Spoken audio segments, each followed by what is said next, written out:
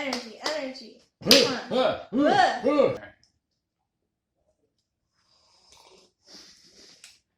It's like one drop. I'm looking for it. There's liquid in there somewhere.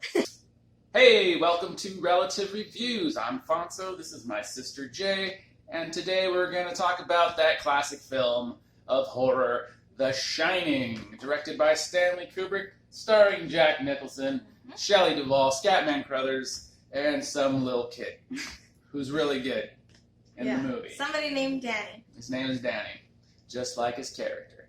Now, the movie, if you don't know, is it's about the Torrance family who go to a hotel. They're hired.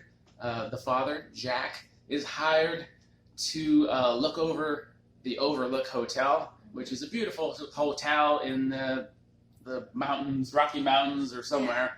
And it turns out the place is haunted, and throughout the film, Jack goes crazier, gets crazier and crazier, and finally tries to kill his family. That's the basic story, right? Mm-hmm. That's right.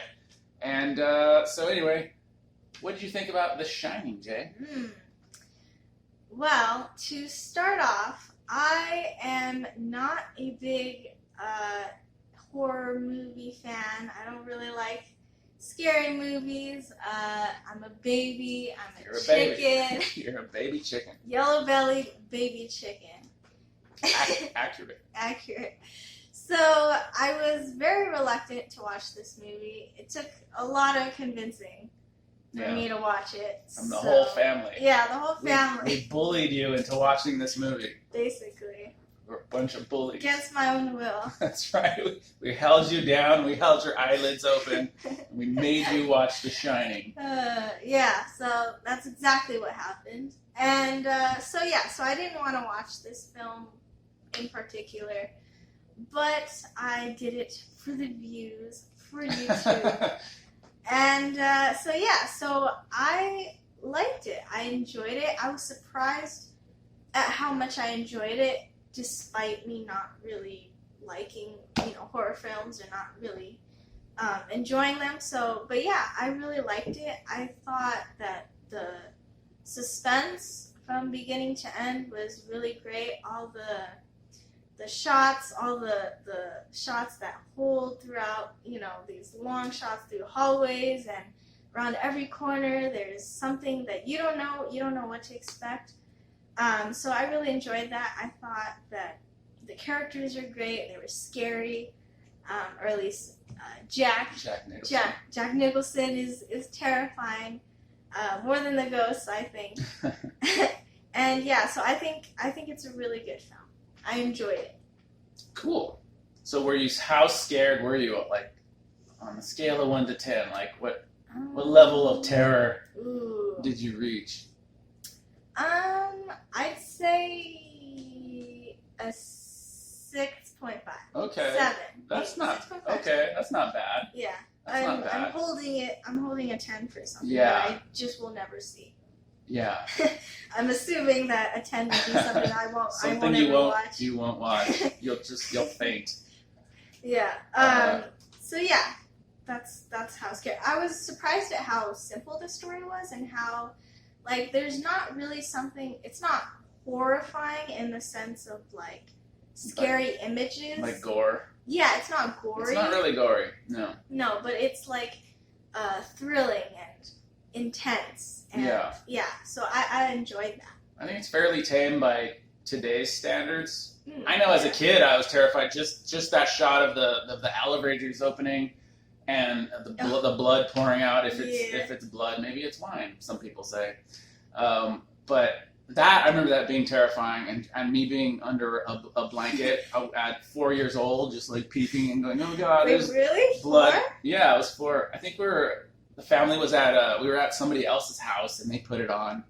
And so, yeah, I was just peeking. And so that's like all that's in my subconscious, like the music and everything.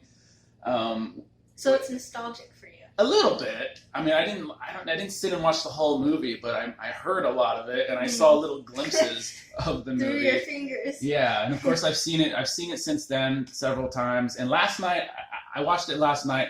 I didn't really want to watch it. I wasn't in a mood. I was like, I've seen this movie. I don't care. I'm tired. But let me just watch. Maybe I'll watch an hour of it. I'll watch a little bit of it. So I put it on, and as soon as it started and that music hit, it was like, bang, bang, bang, bang, bang, bang. That, and then that shot, that sweeping shot of through the mountains, and it goes past the car. Jack is driving to the hotel. Like, as soon as that came up, I just started pulling me in. I was sucked into the movie. And the movie, like you said, it's like the story's really simple. It's basic. Family goes to the hotel. Creepy stuff happens. Dad goes crazy, tries to kill a family. Real basic. Also, okay, of course, there's also the other element of the son has the Shining, which is he's basically like a little psychic kid, and he has an imaginary friend that tells him things, and sometimes he's Tony, and he does the thing with the finger, and he sees images, and sometimes he goes into a trance, and that's the Shining. And I forgot my point. What was I going into? What was I talking about? So I don't know what I was talking about, but I didn't want to watch the movie, but then it pulled me in. It's hypnotic. That's the thing about this film. That's what I was going to say. The story's really simple, but it's all about just getting hypnotized, putting you to that dream state. Like we're in a Shining throughout the whole film. Yeah, we're in this dream. We don't know if it's a dream or if it's a hallucination or we're in some other parallel world, some sort of ghostly dimension. And that's the cool thing. It's like it gives you all these sort of elements, like, and it's left to your imagination to like put them together. Like we have all these little puzzle pieces, like a room 237. What happened in room 237? Why is Scatman Crothers so freaked out about that?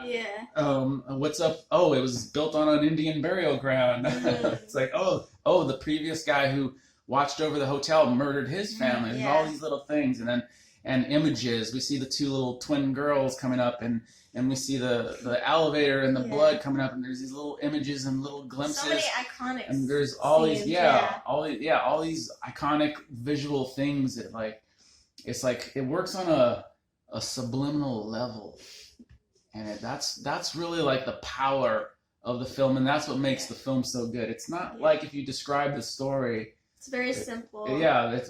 It's simple, but it's the way you just watch it unfold in front of you. That's what's so amazing about it. It's the effort and the detail of every single shot, and the music, and the sound design, and the camera movement, and the performances.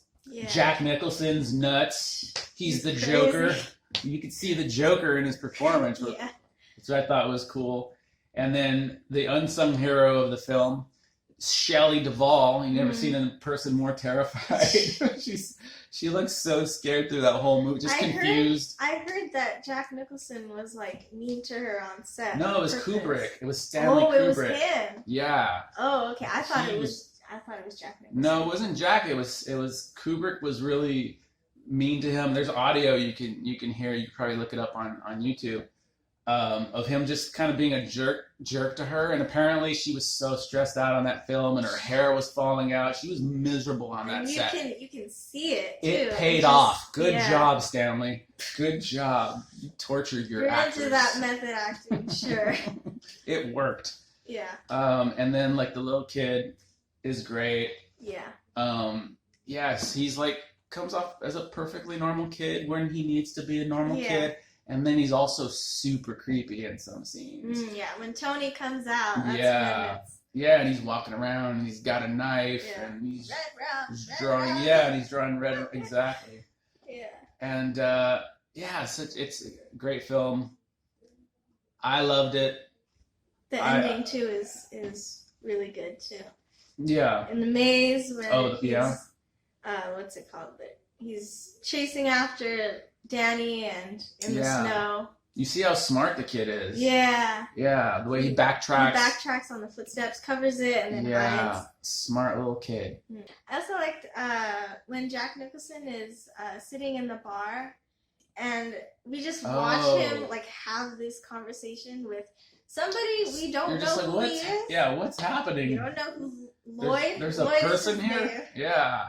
This bartender. The bartender. You seem to know him. And then I think my absolutely favorite scene is actually it's after that, but when he talks to the previous caretaker and in the bathroom. Yeah, and the caretaker is now a like a waiter. I guess. Right? It's really weird. It's very ambiguous with and then he realizes what's going on. Yeah, that whole scene and just like Jack being convinced by this person that shouldn't be there to murder his family. Yeah, that's great. That's again like an example of like just being in like this dream. This none of this should be happening. Yeah, doesn't make sense, but it's doesn't make sense in a good way. There's two versions of this film. There's the version we saw, which is 2 hours and 23 minutes, and then there's a 2-hour version, a shorter version, and I think both are great. Both are masterpieces, but I truly actually like the shorter version. I think the shorter version actually has an amazing pace, and at least my memory of it is that was a perfect movie. This it takes more of its time. It gives you, there's information that maybe you don't need. There's a whole long scene with Scatman Crothers is like getting to the hotel because he knows that there's danger is gonna happen, something bad's gonna happen. So you see him running a car and you see him on the plane, and we spend a lot of time with him.